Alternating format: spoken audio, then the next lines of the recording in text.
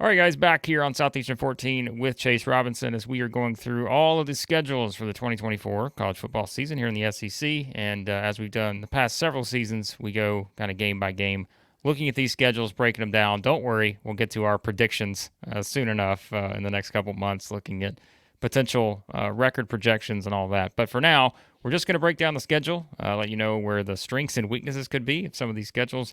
Before we do that, let's tell you about our friends at BetOnline, your number one source for the NBA Finals and Stanley Cup playoffs this season. Every stat, every matchup, and even live odds and spreads while the games are being played. When the game's over, head on over to the online casino, get in on a game of blackjack or poker, or unwind with one of our over 150 slots games. You can do that by heading to the website today to get in on the action. Use that promo code. We always tell you about it. Believe, BLEAV, for your 50% welcome bonus on your first deposit. Bet online. The game starts here.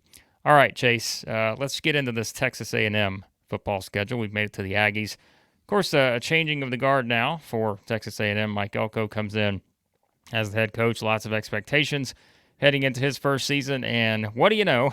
Welcome back to the SEC, Mike Elko. Your first game, Notre Dame at Kyle Field. Quite an opener for the Aggies. Quite an opener. I mean, we'll learn right off the bat what has changed. I think about Texas A&M, whether it's the culture, whether it's the team under Mike Elko. This is a huge game. I mean, but one good thing about this game is you get it in College Station. It's a home game, so you'll learn very quickly. I think about Texas A&M, how they look. I think this is going to be an improved Texas A&M team, but Notre Dame has consistently been good, especially in the openers. They may not have finished well, but they usually start well at least, and so. Yeah, this is a huge game for Texas A&M. You get a lot of these games now, kind of in week 2 or 3. They don't do a lot of these openers anymore, but A&M got a tough draw with Notre Dame. But I think this is a team that's going to be ready for it, especially under Mike Elko. Yeah, they'll be fired up. There's no doubt. I mean, like you said, too, it's just the nature of I think just looking at the rest of the schedule, as always, like anytime you're an SEC team that plays one of these, kind of openers, especially, you understand kind of the importance of it because, man, there's just not a lot of those games on the rest of the schedule that you're looking at and saying that's a guaranteed win to get us to, wherever we want to be at to be in a college football playoff conversation, to get to a bowl game, that kind of stuff. So, yeah, it's that's one that you're definitely going to be circling August 31st. One of the better games out there, probably on the schedule as you kick off the season then for the Aggies. Then they've got McNeese coming up after that. So if you look at McNeese and sort of what they were 1-10 last year. They Yep. played at Florida. If you're just looking, we try to do this, I feel like every year, but you look at it, they played at Florida, lost 49-7 last year. So if you're looking for like common opponents, and by the way, the only game they did win on the schedule last year, that came via forfeit. I can't tell you, Chase, that I have the insight into how that happened or what the logistics were behind that, but they did beat Northwestern State and by what was considered a forfeit on October the 28th. So You don't that's see worth that noting. much. Yeah, you don't see that very often. So just worth noting there on McNeese. And then, of course, the Aggies are going to travel to play Florida in Ben Hill Griffin Stadium in Gainesville on September 14th. That's one of those games.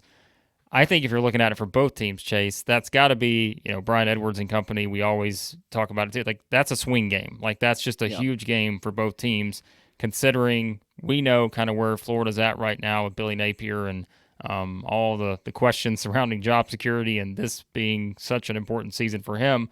But then this is kind of one for A&M where they're loaded roster wise with talent, as you said. But that's a tricky game. Third game of the season, going to Florida, playing in Gainesville there. Yeah, and it's interesting. This series has really gone back and forth. The series is tied 3-3, and even when Florida has down years, they've pulled out wins against A&M. When A&M has been struggling, they've been able to beat Florida. So it's really been a back and forth series, which I think sets up a really cool conference opener. This will be the first SEC game for both of these teams in 2024. Both of them have played tough openers with A&M, like we talked about, playing Notre Dame. Florida is hosting Miami in week 1, so they're going to have a tough game under their belt. They're going to have learned some things. I think this sets up to be a really good game. One, because it typically is. In the what 6 times they've played, A&M going to have a new coach, going to have some different schemes, especially defensively. Florida is known for their offense. Graham Mertz, veteran quarterback. So is A&M going to be ready to stop him? I think that also kind of brings a different flavor into this one. The fact that A&M is going to be really strong on defense. They're going to be good offensively as well, but the defense is going to be really strong compared to Florida, who's going to have a pretty strong offense. So I think this matchup, you may look at it and say, well, Florida, they're not going to get that. It doesn't matter in this game, just the way it's gone. I like this matchup, especially with it being in Florida. It's going to be a tough one for A&M. Yeah, if you look at the 4 games they played since 2012, so since A&M joined the league, three of the 4 games have been decided by a field goal or less. So it was 2017 and 2012. Florida won that game in College Station in Gainesville in 2017. A&M won that one 1917. College Station 2020. A&M won that one 41-38, and then the game a couple of years ago in College Station, Florida won that one 41-24. So yeah, 3 of those 4 games very close, and so you would probably expect that in this one, even though I think just on the surface, I think a lot of people would agree A&M's the better team here on paper, but that's still a lot at stake for Florida that early in the season when you look at where the Gators are at that point and what that could mean. Because remember, Florida also starts the season off in Gainesville against Miami, so the Gators could be an interesting spot there by the time they get to that game against A&M. All right. Then, of course, it's on to the big one, the game against Arkansas after the Bowling Green. So, by the way, they played Bowling Green before that. That's on September 21st. But really, Chase, I think, as you look at that game, then you start to look at the importance of the Arkansas game on September 28th. This is a game where, if you look at the series, I mean, it's wild to think, because if you're just hey, maybe you hadn't paid attention to this game a whole lot in recent years, all that, A&M has just completely owned the Hogs here when you look at just kind of the series history in recent years. And they've played a lot of close games, too, when you go through it, right? Yeah. You go back all the way to 2014, overtime game, 2015, overtime game, 21-point win for A&M in 2016, another overtime game in 2017, 7-point game in 2018, 4-point game in 2019. Of course, you had the game a couple years ago. A&M won kind of wild fashion 23-21, 2022 season that was. But Arkansas has won this just one time since 2011, and like we just kind of said, really, Chase, about Florida and Billy Napier, this is a huge year for Sam Pittman, and so these are games for A&M going up against coaches that have a lot at stake, and that's no different here once you get to this game, 5th on the schedule against Arkansas. Yeah, you're exactly right. They play this one in Arlington. It's the last year in Arlington. They'll move it to their campuses next year, so it kind of gives it a different feel. Playing this game on a neutral field. This is going to be, I think A&M is catching Arkansas at a good time here. Arkansas is going to be coming off of a road game at Auburn the week before. So that's always a tough physical game for the Hogs. And so I think the Aggies could be catching Arkansas at a good time here, but this is a huge game. Because you mentioned Arkansas, if they want to keep Sam Pittman, they need to win some games. They're going to be eyeing this one to win on their neutral field against a rivalry team at A&M. But A&M has, like you mentioned, they've done so well in this series as of late. Arkansas has struggled. Again, Arkansas is going to be playing hard in this game, but again, coming off that game at Auburn, really, no matter what happens, this was going to be a tough one to bounce back for Arkansas against another tough physical team at A&M. So I think A&M is catching Arkansas at the right time, just the way the schedule placement is. Yeah, I think so too. And like you said, that's when we look at these schedules, it's what's always fascinating. Is like you can't just look at the schedule in front of you. You got to look at where are these other teams at? Like does how does the schedule fall for them? And like we said, that could be an important game for Florida in Game 3 because they have that one against Miami. They lose that one, this one, even more at stake there on that game on September 14th. And like you said, for Arkansas coming off of a road game at Auburn, which also having to play at Oklahoma State 2 weeks earlier.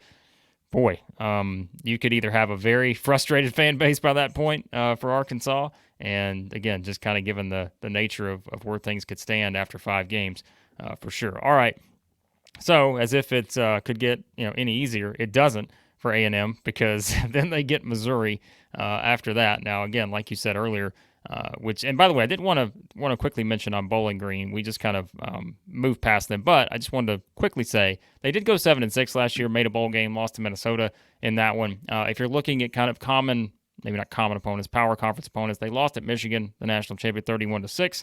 And then they did win at Georgia Tech last year, so that is worth noting. But you would think that A&M should be a considerable favorite in that game against Bowling Green. But on to the game against Missouri, Chase, and of course we know what Missouri did last season, the breakthrough year for Eli Drinkwitz and company, and they will look to keep that momentum going this season. And this one, again, the good news for Texas A&M, it's in College Station, and I think it's one where we talk about importance. You don't know what each team's record's going to be at that point, but this is a huge game for both teams at that spot kind of midway through the season. Yeah, when I was looking at the A&M schedule for the first time, this is one I noted. This is a good thing it's in College Station because Missouri. I mean, a lot of folks have them in their preseason polls and in their preseason playoff. Like they have Missouri as a playoff team, and so A&M could really play spoiler here. It's the first week of October. Teams are still maybe figuring things out, and at this point of the year, so with the expectations on Missouri, with a lot of folks having them in the playoff, I think they very well could be a playoff team as well. A&M could put a stop to that quick. We have said, in this 12-team playoff, you can have one or two losses and probably still get in the playoffs. But it depends on who those one or two losses come from, and that would be detrimental to Missouri if they drop this game because they have some other games in their schedule like Alabama, like Auburn, who they'll be playing, who could also play spoiler for Missouri. So I think this game's going to be huge for A&M. You get it at home. You get a team that's most likely at this point, looking at Missouri's schedule, they're going to be doing pretty well at this point. And so I think A&M could put a stop to that and really have that 12th man on their side when Missouri comes rolling in on October the 5th because A&M has done well in this series with Missouri. Again, this is two really different teams now, though, especially Missouri. They are not the Missouri of old at all. But, I mean, A&M has a chance here to do something big and kind of show the country, hey, we're back. We're getting back with Mike Elko and beating a team like Missouri. Well, if you want to, I know Chase and Chris have already looked at the schedule for Missouri, but when I look at Missouri's schedule before this A&M game, I'm like, if Missouri's not 4-0, something's wrong because they've got a very favorable start to the schedule where they do not play outside of Columbia until this game on October 5th against A&M. They do have the bye the week before, too, so keep that in mind. Missouri's coming off a bye. We mentioned kind of where A&M's at with this one coming off the rivalry game against Arkansas. So not the easiest spot, even though it is in College Station there for the Aggies. So, all right, now we move on to, speaking of bye weeks, this is where Texas A&M will get that bye week coming up after the Missouri game. So they get October 12th off, and then they start to go into, some of the SEC West foes here. They've got the game at Mississippi State on October 19th. Feels like another one of those games. I don't know if this was as much of a swing game. It's a change in coaches. Jeff Lebby comes in at Mississippi State. Not sure exactly what the expectations will be for the Bulldogs there in his first season. You would have to think, Chase, they're probably going to be picked towards the bottom in the SEC West. I don't think that would surprise a lot of people, but it is a new, regime, and you never know kind of, again, where this team could be at that point. And then, of course, another huge game. Texas A&M fans are getting their money's worth on the home games this year because another huge game here. So if you just look at it, the way it sets up to this point, you could have 3 home games in the first, 7 or 8 games against teams that are all ranked in the top 10. They're going to get LSU on October 26th. Yeah, the Mississippi State game, one thing to note is Mississippi State will be coming off a game at Georgia. So again, when you look at the other team's schedule, A&M, like we said with Arkansas, they may be catching Mississippi State at a good time coming off a game at Georgia. But again, I've said it 100 times about State. There's more questions than answers at this point. In the summer. But what I like about Mississippi State and Jeff Lebby is he brings something totally different on offense than most teams. Just his offensive style. We've seen it when he was an offensive coordinator at Ole Miss and Oklahoma. and all his stops. But then you look on the other side, and Elko brings defensive schemes that really no one else runs. And so this is going to be kind of a tale of two tapes here with Jeff Lebby's offensive style against Mike Elko's defensive style, and them going head to head. I think should make for a pretty fun game in Starkville again. A&M won big last year when they played. Mississippi State has won several times. So I think this could be a good game. Again, at this point, who knows what the Mississippi State season will be like. But I do think with the different styles of the teams, I think that should make for an interesting game. Yeah, and then we talk about, obviously that LSU game, and this is one where these two have alternated in the series the past 6 years. If you go back to 2018, they've alternated wins. A&M won in 2018, which remember the game in 2018, 74-72. It always just kind of hits you when you look back at these scores like, oh, yeah, I forgot about the 74-72 game. That was a 7 overtime classic in that one. A&M won that one, of course. Then LSU won the year after that, 2019. They were number one, of course, 50-7. A&M won 2020, 20-7. LSU won 2021, 27-24. A&M 38-23 in 2022, and then LSU won this past season 42-30. Now, what stands out in that is that the home teams won all those games. So this is one, like we said, A&M gets this at home. They've won quite a few in a row there now against LSU in that spot. So, for LSU, we know what the conversation is going to be about the Tigers. Does the defense improve? What does the offense look like post Jaden Daniels? All that. But still, like I said, this is another top 15-ish type game for A&M at this point. Yeah, it really is. And with A&M has got some veterans coming back on offense, including Connor Wegman, the quarterback. And so if LSU's defense is not as improved as it needs to be, I think the A&M offense, especially being at home, can do some damage on LSU. But we'll see. Again, at this point in the season, a lot can change for both teams. Yeah. But again, two good quarterbacks in this game, and that's what really shows me. Connor Wegman, who's been kind of waiting his turn or leading at A&M there, and then Garrett Nussmeier at LSU, who's coming in first year starter, and he's had some time in the SEC as well.